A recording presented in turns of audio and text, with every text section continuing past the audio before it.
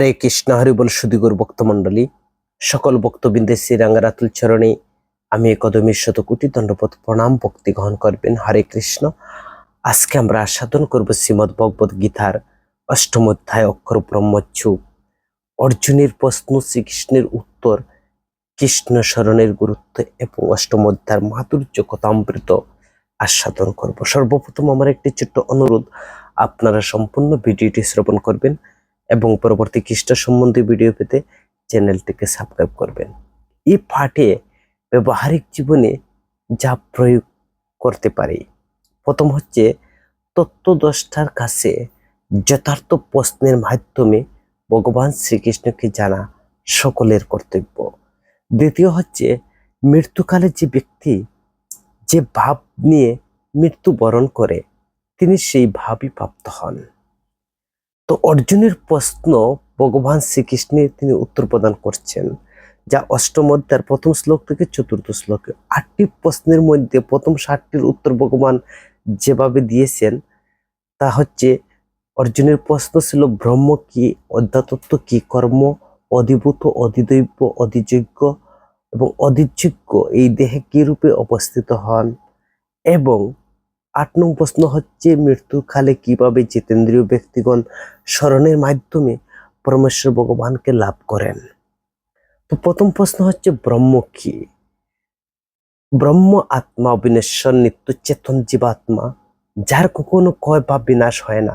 জীবাত্মা ভগবান উভয় ব্রহ্ম, কারণ উভয় নিত্য, শাশ্বত, সনাতন ও গুণগত সমান, কিন্তু পরিমাণগত ভিন্ন। জীব অতি ক্ষুদ্র আর ভগবান হচ্ছেন বিভু, অসীম। তাই জীব মাত্র ক্ষুদ্র ব্রহ্ম, কিন্তু পরমেশ্বর ভগবান শ্রীকৃষ্ণ পরম ব্রহ্ম, তিনি জগতের মূল। অধ্যাত্ম কি?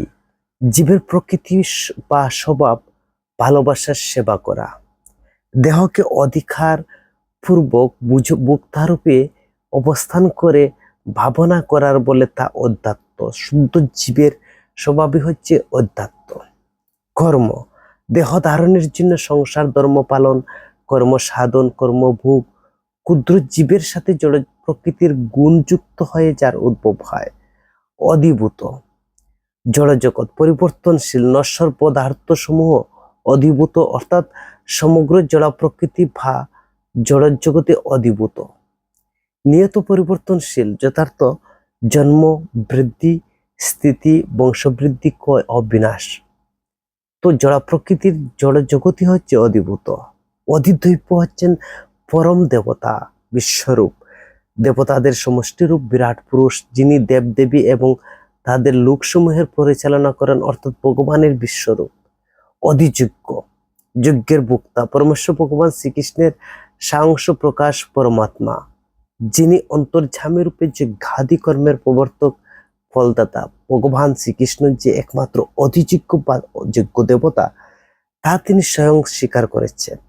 অধিযোগ্য, অধিযোগ্য হচ্ছে এই দেহে কিভাবে তিনি অবস্থান করেন। অন্তর্যামী রূপে প্রত্যেক জীবের হৃদয়ে তিনি অবস্থান করেন। অষ্টম প্রশ্ন হচ্ছে অর্জুনের, যে মৃত্যুকালে কিভাবে জিতেন্দ্রীয় ব্যক্তিগণ স্মরণের মাধ্যমে পরমেশ্বর ভগবানকে লাভ করেন। তো ভগবান শ্রীকৃষ্ণ তিনি তার উত্তর প্রদান করবেন। মৃত্যুর কালে কৃষ্ণ স্মরণ, যা অষ্টম অধ্যায়ের 5 থেকে 8 নং শ্লোকে। তো এ থেকে আমাদের ব্যবহারিক জীবনে যা প্রয়োগ করতে পারে, শ্রীকৃষ্ণকে লাভ করবার জন্য অবশ্যই মৃত্যুর কালে তাকে স্মরণ করতে হবে। এটি কোনো মানসিক কৌশল নয়। এক্ষেত্রে ভাব কথাটি ব্যবহার করা হয়েছে। মানুষ সর্বদা যে ধরনের ভাব লালন পালন করবে, মৃত্যুর কালে আপনা থেকে তার এই স্মৃতিপটে উদিত হবে। দ্বিতীয় হচ্ছে মৃত্যুকালে কৃষ্ণ স্মরণের জন্য আমাদের অবশ্য জীবনভর কৃষ্ণ স্মরণের পন্থা, হরির নাম, মহামন্ত্র জপ, অর্চন, বিগ্রহ, ভক্তি করা প্রয়োজন। তাহলে মৃত্যুর কালে আমাদের কৃষ্ণ স্মরণ হবে। কৃষ্ণ স্মরণের জন্য কৃষ্ণ ভাবনার যে অত্যন্ত গুরুত্বপূর্ণ, যা 5 থেকে 6 নং শ্লোকে বলছেন, মৃত্যুকালীন ভাব বা মানসিক অবস্থায় মানুষ পরবর্তী জীবনে বা গন্তব্য নির্ধারণ করে। ঠিক যেমন মৃত্যুকালে হরিণ শিশুর কথা চিন্তা করতে করতে ভরত মহারাজ পরবর্তী জন্মে হরিণ দেহ লাভ করেছিলেন। আবার স্ত্রীর কথা চিন্তা করার ফলে পুরঞ্জন তিনি পরবর্তী স্ত্রী দেহ লাভ করেছিলেন। সুতরাং যেই হন না কেন, যদি মৃত্যুর কালে পরমেশ্বর ভগবান শ্রীকৃষ্ণের স্মরণ করতে পারেন, তবে তিনি তৎক্ষণাৎ তার পরম গন্তব্য এবং চিন্ময় ভগবত ধামে পৌঁছাতে পারেন। তৎক্ষণাৎ ভগবান বলছেন আমার ভাব প্রাপ্ত হয়। মৃত্যুকালে কিভাবে কৃষ্ণ স্মরণ করা যায়? কৃষ্ণ স্মরণ করার জন্য সত্তার পবিত্রতা, অশুদ্ধ আত্মার দ্বারা কখনো কৃষ্ণ স্মরণ সম্ভব নয়। তাই কৃষ্ণ স্মরণের মাধ্যমে নিজেকে পরিশুদ্ধ করতে হবে। জীবনভর কৃষ্ণ স্মরণের অভ্যাস বা অনুশীলন না করলে কেবল মৃত্যুকালে তা কখনো সম্ভব নয়। কারণ আমরা যেমন অভ্যাস করব, আমাদের অন্তিম স্মৃতি তার জন্মান্তরে তদ্রূপ হবে। কিভাবে কৃষ্ণ স্মরণের অভ্যাস করতে হবে? সাত্ত্বিকভাবে জীবনযাপন, নির্বাহপূর্বক কৃষ্ণ সেবা জীবন উৎসর্গ করা মাধ্যমে সর্বদা কৃষ্ণ স্মরণ করতে হবে। সর্ব উত্তম পন্থা নিরন্তর হরির নাম কীর্তন করা, যার দ্বারা মহামন্ত্র জপ করা, কৃষ্ণের বা মহান গুরুদেবের আচার্যের নির্দেশ অনুসারে কৃষ্ণ ভক্তি করা, সমস্ত বাধা বিঘ্ন সহ্য করতে হবে। শ্রীমন মহাপ্রভু তিনি শিক্ষাষ্টকের 3য় শ্লোকে তিনি বলছেন, তরুরূপ স্মরণপূর্বক যিনি অপ্রাকৃত কৃষ্ণ সেবায় মগ্ন থাকেন, তিনি নিশ্চিত অপ্রাকৃত শরীর লাভের সৌভাগ্য অর্জন করবেন। তো এই কথা শুনে ভাবমুক্ত হয়ে অর্জুন ভেবে নিতে পারেন শ্রীকৃষ্ণ তাকে স্মরণ করার কথা বলছেন, যুদ্ধ করার চেয়ে এই কাজ অনেক ভালো। কিন্তু শ্রীকৃষ্ণ এই সম্ভাব্য ধারণার পরের শ্লোকে তিনি বলছেন 8 এবং 7 নং শ্লোকে, তুমি আমাকে কৃষ্ণ স্মরণ বা করার পাশাপাশি স্বধর্ম পালন করো, অর্থাৎ কর্তব্যরূপ যুদ্ধ করো। শুধু তাই নয়, ভগবান প্রতিজ্ঞা করছেন তাহলে তুমি নিঃসন্দেহে আমাকে প্রাপ্ত হবে। নীতি হচ্ছে সারা জীবন মন, বুদ্ধি, দেহগত সমস্ত কর্ম কৃষ্ণ সেবা উৎসর্গ করার অভ্যাস করা। যেমন মানসিক কর্ম, হরে কৃষ্ণ মহামন্ত্র জপ করা মাধ্যমে আমরা কৃষ্ণ স্মরণের কথা চিন্তা করো। দৈহিক কর্ম, আমার প্রতি নিবেদিত প্রাণ হয়ে তুমি আমার স্বধর্ম বিহিত যুদ্ধ করো। বুদ্ধি, তোমার মন বুদ্ধি আমাতে স্থির করো। বল, তবে সমস্ত জড় কলুষ থেকে মুক্ত হয়ে তুমি আমাকে লাভ করবে। কিভাবে করতে হবে? নিরন্তর হরে কৃষ্ণ ভগবানের নাম জপ কীর্তন, পাশাপাশি কর্তব্য পালন করতে হবে, ভগবত সেবামূলক কর্তব্য করা। কৃষ্ণ স্মরণের জন্য কর্মত্যাগের কোনো প্রয়োজন নেই। ভগবান শ্রীকৃষ্ণ তাকে স্মরণ করার গুরুত্ব তিনি তুলে ধরেছেন 8ম অধ্যায়ের 8 নং শ্লোকে। তিনি নিশ্চিত করে বলছেন, অনন্য চিত্ত হয়ে যিনি সর্বদা পরম পুরুষের চিন্ময় মগ্ন, তিনি অবশ্যই তাকে লাভ করবেন। তিনি সেখানে নিশ্চয়তা প্রদান করছেন। মৃত্যুকালে কিভাবে কৃষ্ণ স্মরণ করা যায়? কৃষ্ণ স্মরণের সবচেয়ে কার্যকর পন্থা হচ্ছে নিরন্তর হরে কৃষ্ণ মহামন্ত্র কীর্তন স্মরণ করা। তাতে কৃষ্ণ স্মৃতি জাগরিত হয়, কান জিহ্বা মন কৃষ্ণ সেবায় যুক্ত হয়, পরমেশ্বর ভগবানের পরম ধাম লাভ হয়। উপমা ঠিক যেমন প্রজাপতি হওয়ার চিন্তায় মগ্ন হওয়ার ফলে শুঁয়াপোকা প্রজাপতি পরিণত হয়, তেমনি মনকে শ্রীকৃষ্ণ চিন্তায় নিমগ্ন রাখলে কৃষ্ণলোকে গিয়ে শ্রীকৃষ্ণের মতো দেহ লাভ করবে। পুরুষ শব্দটির তাৎপর্য হচ্ছে ভোক্তা। পরমেশ্বর ভগবান প্রকৃত ভোক্তা, জীব ভোক্তা নয়। সে ভগবানের তটস্থা শক্তি হয়, ভগবানের বুজ্ঞপা সেবক। ভগবানকে পুরুষ ব্যক্তি হিসাবে 8 এবং 9 নং শ্লোকে তা গ্রহণ করেছেন, তা ধ্যান করতে বলা হয়েছে। যুগপন্থা হরির নাম কীর্তন, হৃদয়ে বিরাজমান পরমাত্মার ধ্যান করা যুগ সাধনা। আর হরে কৃষ্ণ মহামন্ত্র কীর্তনের অর্থ হলো তার মাধ্যমে মনকে সর্বদা পরমেশ্বর ভগবানে নিবন্ধ করা। শ্রীকৃষ্ণ তাকে স্মরণ করার গুরুত্ব কথা বললেন। এখন তিনি ব্যাখ্যা করলেন কিভাবে তাকে স্মরণ করতে হবে। তিনি 9 থেকে 6 নং শ্লোকে ভগবান শ্রীকৃষ্ণ তিনি বর্ণনা করছেন কৃষ্ণের স্মরণের ধ্যান বা ভক্তি কিভাবে করতে হয়। কঠোর যুগ সাধনার দ্বারা মনকে শ্রীকৃষ্ণের দিব্য গুণ সমূহের প্রতি নিবন্ধ করার মাধ্যমে জীব মৃত্যুর পর শ্রীকৃষ্ণের কাছে যেতে পারে। শ্রীকৃষ্ণকে স্মরণ করার মানেই তার গুণসমূহ ধ্যান করা। যখন গুণের কথা বলা হয় তখন ব্যক্তিত্ব তুলে ধরা হয়, গুণাবলীর প্রকাশ ব্যক্তিত্ব হয়ে যায়। কখনো শূন্য বা নিরাকার তত্ত্ব হতে পারে না। যুগে স্থির হলে অনাহাসে মনকে শ্রীকৃষ্ণের নিবন্ধন করা যায়, যুগ বলে। এইভাবে সংকটকালে মৃত্যুর জন্য প্রস্তুত হও। তো ধ্যানের মাধ্যমে কৃষ্ণ স্মরণের অভ্যাস, যা 9 থেকে 13 নং শ্লোকে ভগবান বলছেন, ভগবানের 10টি গুণ বিশিষ্ট ধ্যানে মগ্ন হওয়া মাধ্যমে কৃষ্ণ স্মরণ হয়। যেমন তিনি কবি, সবকিছু তিনি গাতা, অতীত বর্তমান ভবিষ্যৎ সবকিছু সম্বন্ধে সম্মুখভাবে তিনি জ্ঞাত। দ্বিতীয় হচ্ছে আদি প্রাচীন পুরুষ, তিনি হচ্ছেন সবকিছুর উৎস, পরম নিয়ন্ত্রা, ক্ষুদ্র থেকে ক্ষুদ্র, সূক্ষ্ম থেকে সূক্ষ্মতর, অনুর পরমাণু তো বটে, তিনি ক্ষুদ্রের ক্ষুদ্র আত্মার মধ্যে তিনি অবস্থান করেন। সকলের বিধাতা ও পালক, জড় বুদ্ধির অতীত, বিশাল বিশাল গ্রহ নক্ষত্র সমূহ তার শক্তির দ্বারা ভাসমান, অচিন্ত তার শক্তির আমাদের চিন্তা বা কল্পনার অতীত, তাই যুক্তিতর্ক ধারা আমরা উপলব্ধি করা সম্ভব নয়। তিনি একজন ব্যক্তি, পুরুষোত্তম, রূপম শব্দের দ্বারা নির্দেশ করা হয়েছে। তিনি সূর্যের মতো জ্যোতির্ময়, জড়া প্রকৃতির অতীত, চিন্ময় পরম সত্তা। এই 10টি গুণ এবং বৈশিষ্ট্য যদি আমরা ধ্যান করি, তাহলে কৃষ্ণ স্মরণের সহজ পদ্ধতি। তো এইভাবে ভগবান শ্রীকৃষ্ণের ভক্তি সম্বন্ধে আলোচনা করছেন। ভক্তির জন্ম মৃত্যুর চক্র থেকে মুক্তি লাভের আকাঙ্ক্ষা মিশ্রিত যুগ মিশ্রা ভক্তি, যা সপ্তম অধ্যায়ের 29 নং শ্লোকে তিনি এই বিষয়ে আলোকপাত করেছেন। গুণসমূহের অধিকর্তা হিসাবে ভগবান শ্রীকৃষ্ণের ধ্যান করার মাধ্যমে যুগীগণের লক্ষ্যবস্তু পরমাত্মারূপ উপলব্ধি করা, যুগ সাধনা বা যুগ মিশ্রা ভক্তি, যা কৃষ্ণ স্মরণে সহায়ক, কিন্তু অন্তিমকালে তার লক্ষ্য নয়। মৃত্যুর কালে উচ্চারণ শিক্ষা দেওয়া হয়েছে, যা অষ্টম অধ্যায়ের 11 নং শ্লোকে। 10 নং শ্লোকে বলছেন যুগ সাধনার কথা বলা হয়েছে, প্রাণ শক্তিকে আজ্ঞা চক্রে স্থাপন করার কথা বলছেন।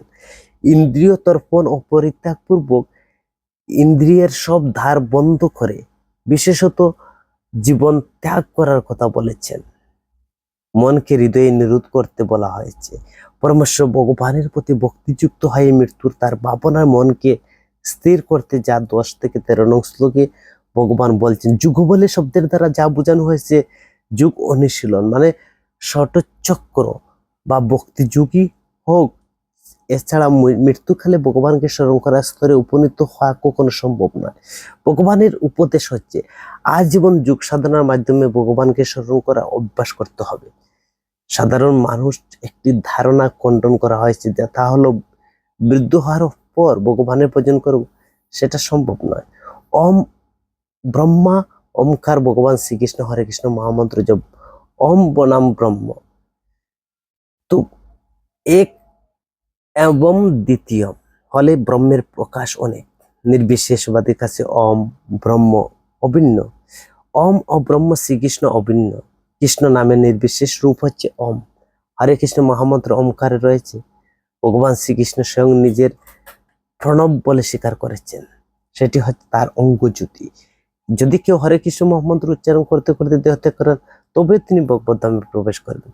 ওম বনাম হরে কৃষ্ণ মহামন্ত্র বৈদিক রীতি অনুসারে বিদ্যার্থী ওম উচ্চারণ শিক্ষা গ্রহণ করে আচার্যদের সান্নিধ্য থেকে ব্রহ্মচর্য অনুশীলন পূর্বক নির্বিশেষ ব্রহ্ম জ্ঞান লাভ করতে পারেন। কারা ব্রহ্মজ্যোতিতে প্রবেশ করে? যারা বৈরাগ্য অনুশীলন এবং বেদ অধ্যয়ন করে জ্ঞানী হন, ওমকার উচ্চারণ করে। দৃষ্টান্ত মহান মহান সন্ন্যাসী এবং মুনি ঋষিরা। যম নিয়ম প্রাণ প্রত্যাহার আদি যুগ সাধনা অসম্ভব, আর এই যুগে সর্ব উত্তম সহজ পন্থা হচ্ছে কৃষ্ণ ভাবনায় যুক্ত হওয়া, শ্রবণ কীর্তন স্মরণ বন্দনা আদি নববিধা ভক্তি অনুশীলনের মাধ্যমে মনকে সর্বোত্তভাবে ভগবান শ্রীকৃষ্ণের চিন্তায় ধ্যানে নিবন্ধ তাৎক্ষণিক চিন্ময় স্তরে অধিষ্ঠিত হতে পারে। ঠিক যেমন যার প্রতি প্রেম ভালোবাসা থাকে, তার কথাই সর্বদা স্মরণ হয়, তেমনি ভক্তি যুগের মাধ্যমে ভগবানের প্রতি ভক্তি থাকায় ভক্তের সর্বদা ভগবত স্মরণ হয়। তাই ভগবত কৃপা লাভের ক্ষেত্রে শুদ্ধ ভক্তি যুগ অনুশীলন করাই জীবের যোগ্যতা। ভগবত কৃপা শুদ্ধ ভক্ত অনায়াসে ভগবত ধামে প্রবেশ করে, ভগবত সান্নিধ্য লাভ করে। ভক্তির মাধ্যমে কৃষ্ণ স্মরণ, যা অষ্টম অধ্যায়ের 14 নং শ্লোকে বলছেন, ভক্তির মাধ্যমে কৃষ্ণ স্মরণের পন্থা যথার্থ। তিনি বলেছেন ভগবানের প্রতি বিশুদ্ধ প্রেম ভক্তি থাকার কারণে তাকে স্মরণ করা অধিক সহজ এবং যথার্থ। কেবল তাকে সহজে লাভ করে যিনি ভগবানকে নিরন্তর স্মরণ এবং ভগবত সেবায় নিরত থাকেন। শুদ্ধ ভক্তি যুগের ফল তিনি অষ্টম অধ্যায় 15 নং শ্লোকে তিনি বলছেন সরাসরি ভগবান শ্রীকৃষ্ণের পরম ধাম গোলক বৃন্দাবনে গিয়ে কৃষ্ণ সান্নিধ্যে কৃষ্ণ সেবা লাভ করেন, সর্বোচ্চ সিদ্ধি লাভ করেন। সেখান থেকে সে দুঃখময় জড় জগতে আর কখনো ফিরে আসতে হয় না। এটা হচ্ছে জীবের পরম সিদ্ধি। জড় জগতের সাথে ভগবান শ্রীকৃষ্ণের পরম ধামের তুলনা রয়েছে, যা তিনি অষ্টম অধ্যায় 16 নং শ্লোকে বলছেন জড় জগতের নিম্ন লোক থেকে সর্বোচ্চ লোক পর্যন্ত অনিত্য দুঃখময়, জন্ম মৃত্যু জরা ব্যাধির অধীন, কিন্তু শাশ্বত চিন্ময় পরম ধামে কেউ একবার প্রবেশ করলে তাকে আর জগতে জন্মগ্রহণ করতে হয় না। তো শুদ্ধ ভক্তি যুগের অনন্য স্থিতি তিনি বলছেন, অনন্য চিন্তা, সততম ভক্ত এবং মহাত্মার বৈশিষ্ট্য তিনি বলছেন, যারা গুরু পরম্পরায় যুক্ত হয়ে আত্মতত্ত্বজ্ঞ কৃষ্ণ ভক্তের কাছ থেকে ভগবত তত্ত্ব জ্ঞান লাভ করেন, তারাই হচ্ছেন মহাত্মা।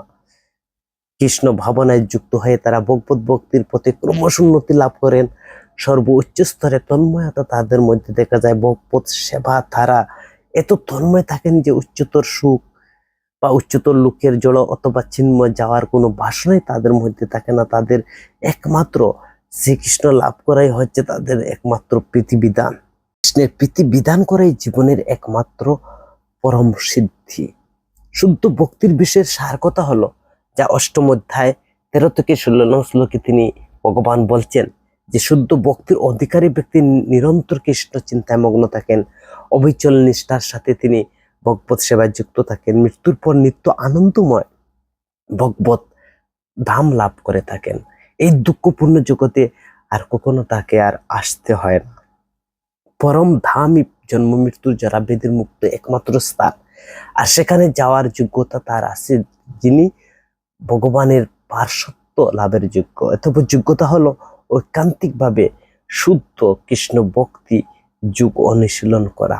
তো কিভাবে ভগবত ধামে যাওয়া, তা ভগবত গীতার অষ্টম অধ্যায় 22 নং শ্লোকে ভগবান বর্ণনা করছেন। পরম পুরুষোত্তম পরমেশ্বর ভগবান শ্রীকৃষ্ণ লাভ করা যায় কেবলমাত্র অবিচারিণী শুদ্ধ ভক্তি, যাকে বলা হচ্ছে অনন্য ভক্তির ধারাই। ভগবানের যে ভগবত ধামে যাওয়ার এই সত্যটা ভগবান নিজে তিনি ভগবত গীতার বর্ণনা করেছেন। অর্জুনকে বলছেন যে একমাত্র অনন্য অবিচারিণী শুদ্ধ ভক্তির দ্বারা ভগবত ধাম লাভ করা যায়। তিনি তার ধামে সর্বদা উপস্থিত থাকলেন, একই সাথে তিনি সর্বব্যাপ্ত এবং সবকিছু তিনি জানতে পারেন। জড় চিন্ময় শক্তির দ্বারা তিনি সর্বব্যাপ্ত। পরম ধাম সম্বন্ধে শাস্ত্র প্রমাণ রয়েছে, যে পরম ধাম সম্পর্কে সেখানে বর্ণনা করা রয়েছে। সেই পরম ধামে কেবল পরম পুরুষোত্তম ভগবান থাকেন, যার নাম শ্রীকৃষ্ণ। তিনি অসীম, সর্বব্যাপ্ত, এবং সে তো উপনিষদেও বলা হয়েছে পরায়শ্য শক্তি পরমেশ্বর ভগবান বহু দূরে অবস্থান করলেও তিনি সর্বব্যাপক শক্তির দ্বারা সবকিছুই তিনি সর্বত্র ব্যপ্ত রয়েছেন। ভগবত প্রাপ্তির জন্য শুদ্ধ ভক্তির একাধিপত্য, যা 23 থেকে 28 নং শ্লোকে অষ্টম অধ্যায়ে ভগবান বর্ণনা করছেন যে শ্রীকৃষ্ণ সুরক্ষা প্রদান করবেন, এই বিষয়ে ভক্তের পূর্ণ বিশ্বাস আছে। এই চরম মুক্তি লাভের জন্য তিনি বিশেষ কোনো প্রচেষ্টার প্রয়োজন বোধ মনে করেন না। যুগপন্থার মাধ্যমে ব্রহ্ম প্রাপ্তির কথা সেখানে রয়েছে। দেহ ত্যাগের বিধি 23 থেকে 27 নং শ্লোকে বর্ণনা করছেন অষ্টম অধ্যায়, যে জ্ঞানী যোগী অগ্নিজ্যোতি শুভ বা শুক্লপক্ষ উত্তরায়ণে দেহ ত্যাগ করে ব্রহ্মলোককে লাভ করেন। কর্মকাণ্ডী অনুসারীগণ ধূম রাত্রি কৃষ্ণপক্ষ দক্ষিণ আয়নকালে মৃত্যুবরণ করে উচ্চ সূর্য চন্দ্র আদি লোক প্রাপ্ত হন। আর ভক্তগণ কি হয়, ভগবানের ইচ্ছায় ভক্ত যারা, তারা যে কোনো সময় মৃত্যু হোক না কেন তারা ভগবত ধাম লাভ করেন। এইভাবে তিনি দেহ ত্যাগের বিধি বর্ণনা করছেন। যোগী জ্ঞানী ব্রহ্মবিদ পুরুষ কর্মকাণ্ডের অন্তর্ভুক্ত যারা, শুদ্ধ ভগবত যারা, তো তাদেরকে কিভাবে তার মৃত্যুর সেই বিধিটা তিনি বর্ণনা করছেন। আর যে তত্ত্বজ্ঞ ভগবত ভক্তির পথে ভক্তকে স্থির করে যেন, সে জ্ঞানের দ্বারা তার কথাই আলোচনা করেছেন, যা 28 নং শ্লোকে। এমন শুদ্ধ ভক্ত অনায়াসী জ্ঞান যোগ কর্ম আদি বৈদিক পন্থা সমস্ত ফল লাভ করতে পারেন। ভগবানের কৃপা ভক্তিযোগী অনাহাসে লাভ করে থাকেন, যে সব ফল লাভ করে থাকেন ভগবানের কৃপা যারা ভক্তিযোগ ভক্ত যারা, বেদ পাঠের ফল লাভ করেন, যজ্ঞ অনুষ্ঠানের ফল লাভ করেন, তপস্যার ফল লাভ করেন, দানের ফল লাভ করেন, সমস্ত প্রকার জ্ঞান কর্মের ফল, অবশেষে সে আমার ধাম প্রাপ্ত হয়, যা ভগবান 28 নং শ্লোকে বলছেন। তো কৃষ্ণ চিন্তা অনুপম মাধুর্য, ভগবানের সেই বলা বা শুদ্ধ ভক্তির দ্বারাই সকল প্রকার মঙ্গল লাভ হয়, কিন্তু ভক্তি লাভ না হলে কোনো কিছুতে লাভ হবে না। অবিমিশ্রিত ভাবে ভক্তি শ্রেয় সাধন রূপে স্থিতিকৃত হলো। তো ভক্তিযুগ অবলম্বন করলে, সাধু সঙ্গে ভগবানের পূজা অর্চন করলে, ধান তপস্যা সবগুলো ফল তুমি ভক্তি যুগের মাধ্যমে অতিক্রম করে অনাদি পরম চিন্ময় ধাম প্রাপ্ত হয়। অনন্য শ্রদ্ধা সহকারে সাধু সঙ্গে আমার ভজন করতে হবে, তাহলে অনর্থ নাশ হবে, শ্রদ্ধা নিষ্ঠা পরিণত হবে, সাথে সাথে পাপ দুর্বৃত হবে, তত্ত্বজ্ঞ উপাস্য কেন্দ্রিক চিন্তা তাকে সাধু সঙ্গে ভজন করতে হবে। তখন ভগবদ গীতা অধ্যয়ন, উপলব্ধি এবং আস্বাদন, ভগবত ধাম কৃষ্ণলোক বা গোলক ধাম গিয়ে ভক্ত দিব্য আনন্দ সুখ আস্বাদন করেন। কি আনন্দ করে? প্রেম ভাব, আসক্তি, রুচি, নিষ্ঠা, অনর্থ নিবৃত্তি, ভ্রজন কিয়া সাধুসঙ্গ, শ্রদ্ধা। তো শ্রদ্ধা হচ্ছে এই পর্যায়ে ভগবদ গীতার উপর সামান্য শ্রদ্ধা, বিশ্বাস। শ্রদ্ধার লক্ষণ হচ্ছে কেবল শুদ্ধ ভক্তের কাছ থেকে শ্রবণ করা, শেখা, মনোধর্মীয় কাছ থেকে নয়। ভক্ত সঙ্গে ভক্তিযুগ অনুশীলন করা, ভগবানের সম্বন্ধে সন্দেহ দূর করা, ভগবদ গীতা অধ্যয়ন করে ভগবত বিষয়ে দৃঢ়নিষ্ঠ হওয়া, অধ্যয়ন করে হৃদয়গম করে আস্বাদন করা, সেই সাথে সর্বদা কৃষ্ণ ভাবনা যুক্ত থাকা, ভক্ত শ্রীকৃষ্ণের প্রেমে পড়া সর্ব উচ্চ সিদ্ধি লাভ করে থাকেন। হরে কৃষ্ণ।